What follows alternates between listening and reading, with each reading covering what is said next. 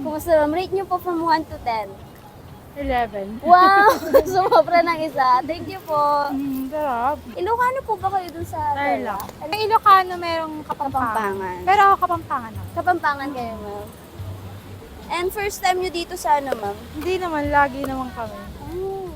Tapos dito nyo rin napiling mag-celebrate ng birthday Oo. nyo, ma'am. Doon kami naka-check-in sa may Osam. And kumusta naman, ma'am, ang LU? Anong masasabi nyo sa LU? Relaxing kasi dito eh. Tsaka lahat ng pagkain halos nandito. Oh, ma'am, ano yung food na nagustuhan nyo dito sa LU?